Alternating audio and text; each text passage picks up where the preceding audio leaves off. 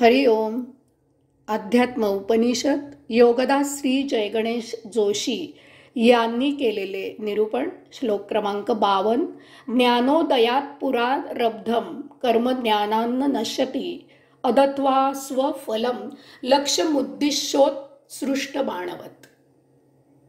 जसे लक्षावर सोडलेला बाण लक्ष भेदल्याशिवाय राहत नाही, तसेच ज्ञानप्राप्ती झाली तरीही त्याआधी केलेल्या कर्माच्या फळाचा नाश ज्ञानप्राप्तीमुळे होत नाही. श्लोक क्रमांक 53. व्याघ्रबुद्ध्या विनिर्मुक्तो बाणः पश्चातु गो मतो न तिष्ठती भिन्नत्येय लक्ष्यम वेगेन निर्भरम. वाघावर म्हणून सोडलेला बाण नंतर असे लक्षात आले की तो वाघ नसून गाय आहे, तरी तो बाण थांबवता येत नाही. तो पूर्ण क्षमतेने त्याचे लक्ष वेधतो. असे म्हटले जाते की एकदा सोडलेला बाण माघारी घेता येत नाही. तो त्याचे लक्षभेद करतोच. एकदा बोललेला शब्द मागे बोलविता येत नाही. त्याचा ध्वनी उमटतो. तो त्याचा परिणाम करतोच. एकदा गेलेली अब्रू परत मिळवता येत नाही. त्याचा परिणाम भोगावाच लागतो. येथे ऋषींनी कर्मफलाचे एक तत्व सांगितलेलं आहे. त्यासाठी त्यांनी सोडलेल्या बाणाचे उदाहरण घेतले आहे. एकदा बाण सोडला की सोडला. बाण सोडल्या क्षणी जरी बाण सोडायला नको होता असे वाटले तरी त्याचा काहीही उपयोग नसतो. त्याचप्रमाणे एखाद्याला जरी आत्मज्ञान प्राप्त झाले तरी आत्मज्ञान होण्यापूर्वी त्याने जे काही कर्म केलेले असते त्याच्या उपभोगांचा परिणाम टळत नाही. यासाठी ऋषींनी श्लोक क्रमांक 53 मध्ये उदाहरण दिलं आहे. समोर वाघ आहे असे समजत त्यावर बाण सोडला जातो, परंतु नंतर चूक लक्षात येते की तेथे वाघ नसून गाय आहे. परंतु आता उशीर झालेला असतो. आपण काहीही करू शकत नाही. तो सोडलेला बाण आपण मागे घेऊ शकत नाही. तो बाण त्याचे काम करतो. यामुळे असे अनेकदा पाहायला मिळते की साक्षात्कारी योगी काही कालावधी अमुक्ता अवस्थेत त्यांचे संचित नष्ट करत जीवन जगत असतात. जेव्हा ते संचित संपते तेव्हा ते मुक्त होतात.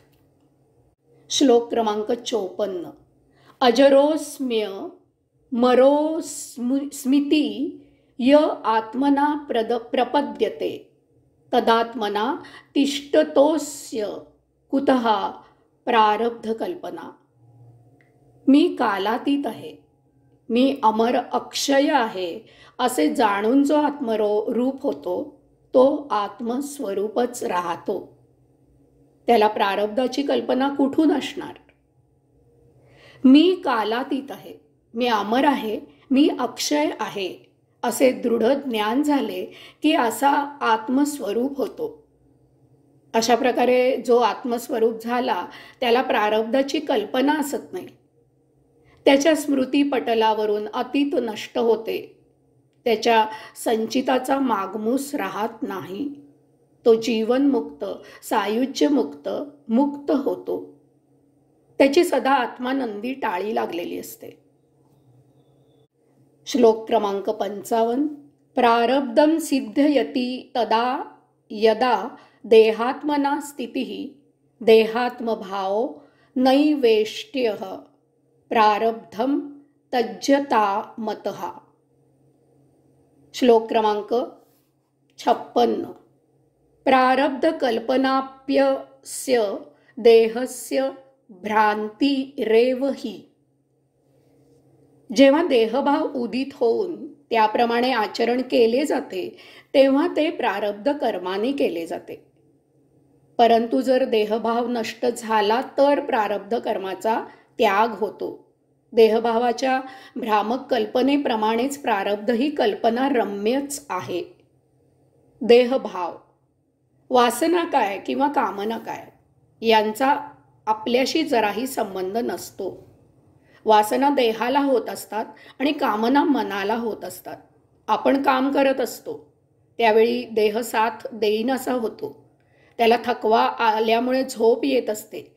अशा वेळी निरीक्षण केल्यास असे लक्षात येईल की तरीही काम करण्यासाठी आपण उत्सुक असतो. केवळ देहाला थकवा आलेला असल्यामुळे आपण काम करणे थांबवतो. आपण काम करत असतो आणि मध्येच मनात काही निराळेच विचार येतात. आपण नियोजित काम करू शकत नाही. वास्तवात आपल्याला ते विचार त्यावेळी नको असतात. आपल्याला काम करायचे असते, तरी ते विचार मनात घुटमळतात. देह किंवा मन साथ देत नाहीत आणि तरीही आपल्याला काम करावे असे वाटत असते. याचा अर्थच असा आहे की आपल्या देहाशी किंवा मनाशी काहीही संबंध नाही. एखादे हत्यार साधन निकामी झाले तर आपण काम करू शकत नाही. एखादे हत्यार किंवा साधन निकामी झाले तर आपण काम करू शकत नाही. तसेच येथे होत असते. यामुळे अर्थातच ज्या देह आणि मन यांच्या वासना कामना यामुळे जे संचित भोग निर्माण होतात त्यांच्याशीही आपला काहीही संबंध नाही. हे संचित का निर्माण होते? कारण आपल्याला जे काम करायचे असते ते काम देहाला मनाला करायचे नसते, परंतु आपल्याला जे काम करायचे नसते ते देहाला मनाला करायचे असते. यामुळे देह मन आपल्याला जे काम करायचे असते त्यात व्यत्यय आणतात, निरुत्साहाने वागतात. इतकेच काय तर त्यांना जे काम करायचे असते त्यात ती रस दाखवतात आणि आपण आपल्या कामासाठी पुरवठा करत असलेली ऊर्जा त्यासाठी वापरतात. आपण हतबल होतो. आपल्याला संचित संपवायचे असते आणि त्यामुळे आपल्याला त्याप्रमाणे काम करायचे असते, परंतु देहमन त्याप्रमाणे काम करत नाहीत. कारण संचित संपणे म्हणजे देहमन यांची भोगापवर्गता संपुष्टात आणणे असे असते. यामुळे आपले संचित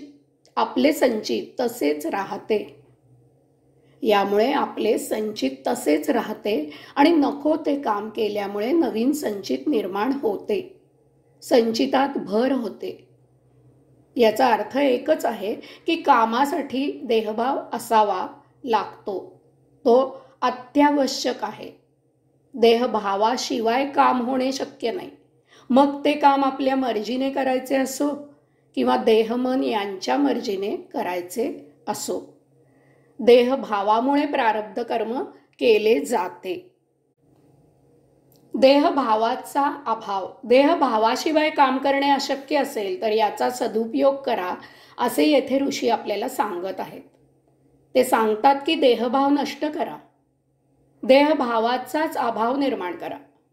यायोगे आपण काहीही काम करू शकणार नाही. कारण काम करण्याची स्मृतीच नष्ट होईल. काम करण्याची संवेदना, इच्छा, भावना नष्ट होईल. यायोगे सर्व आकांक्षा, वासना, कामना नष्ट होतील. कारण काम देहाला पकडते. देहभाव नसेल तर काम देहाला स्पर्श करू शकणार नाही. आपल्याला अस्पर्श योग प्राप्त होईल. याचा अर्थच असा आहे की आपण एकूणच कामाच्या आणि त्यायोगे संचिताच्याही भावना बोथट होतील. 2. आता आपण देहमन यांच्या मर्जीने जे काम करायचे आहे ते करू शकणार नाही. यायोगे आपल्या संचितात भर होणार नाही. आता आपण आपल्या मर्जीने जे काम करायचे आहे तेही काम करू शकणार नाही.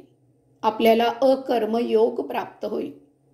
तरीही अत्यावश्यक म्हणजेच यमधर्माप्रमाणे देहधर्म सुरूच राहील. कारण आता देहभावाच्या अतीत कर्मयोग होईल. आपला कर्मयोग केव्हा सिद्ध झाला ते आपल्यालाही समजणार नाही. हा अस्पर्शयोग आणि अकर्मयोग याचा प्रभाव असतो, परिणाम असतो. अभावाची साधना.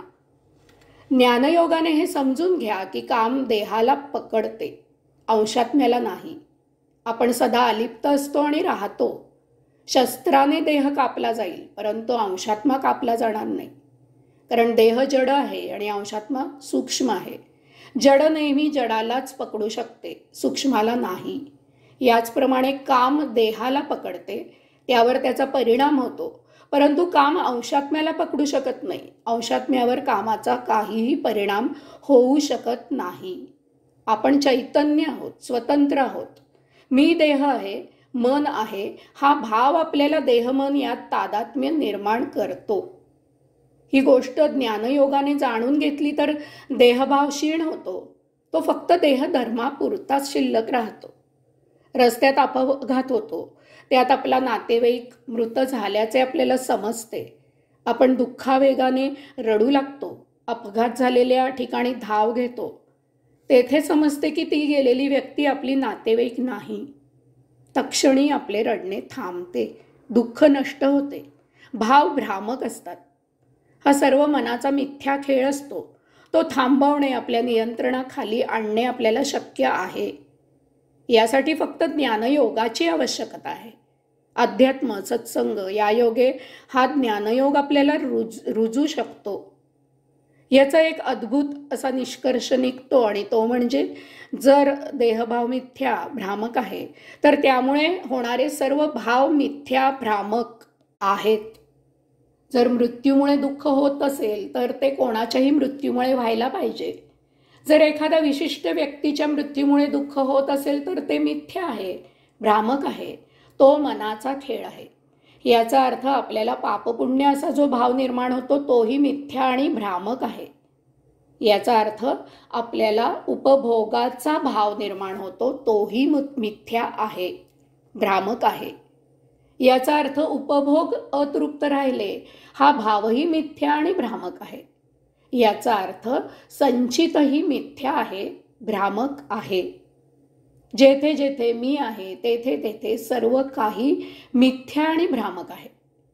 ऋषी म्हणतात की हे सर्व कल्पना रम्य आहे. आपण अनेक कल्पना करतो, त्या सत्य नसतात. हे ज्ञानाने मनात ठसवावे. म्हणजे एखादी गोष्ट मनात आली आणि ती मिळाली नाही तरी ती गोष्ट मनात रेंगाळणार नाही. ती तात्काळ मनातून हद्दपार होईल. आपल्याला साक्षीत्व प्राप्त होईल. आपण संचितापासून मुक्त होऊ. यासाठी अध्यात्म सत्संग याला अन्य पर्याय नाही. यास्तव कर्मयोग झाल्यावर अध्यात्माचे वाचन, श्रवण, मनन करावे. त्यातच सतत काये वाचे मने रत असावे. हरि ओम.